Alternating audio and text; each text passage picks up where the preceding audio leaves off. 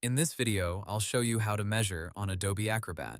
First, open Adobe Acrobat on your computer and open the PDF file you want to measure. You can do this by clicking File, then Open, and selecting the PDF from your device. The measuring tool is useful when you are working with floor plans, construction drawings, maps, layouts, diagrams, product designs, or any PDF where you need to check distance, perimeter, or area. Once your PDF is open, go to All Tools and look for Measure. In some versions of Adobe Acrobat, you may need to search for it inside the Tools panel, or look under More Tools. Click Measure to open the measuring options. After the measuring toolbar appears, you should see different measurement types. The most common ones are distance, perimeter, and area. Use distance when you want to measure a straight line between 2 points. Select the Distance tool, then click once where you want the measurement to begin.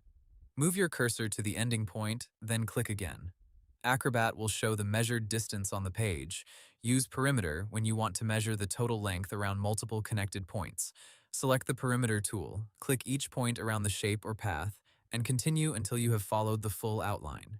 When you are done, double-click to finish the measurement. Use area when you want to measure the space inside a shape. Select the area tool, then click around the edges of the section you want to measure. Place points around the full shape, then double-click to complete it. Acrobat will calculate the area for you.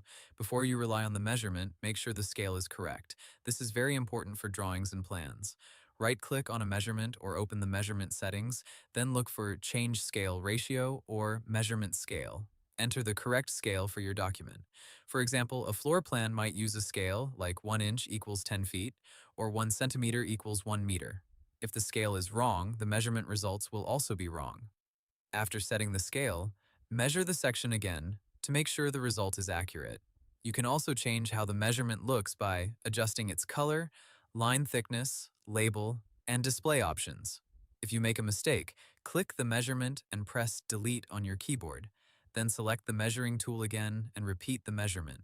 When you are finished, review the PDF and make sure the measurements are placed clearly and do not cover important details. Finally, save your file if you want to keep the measurement marks inside the PDF. Hope the tutorial was helpful. Subscribe to my channel and see you in the next video.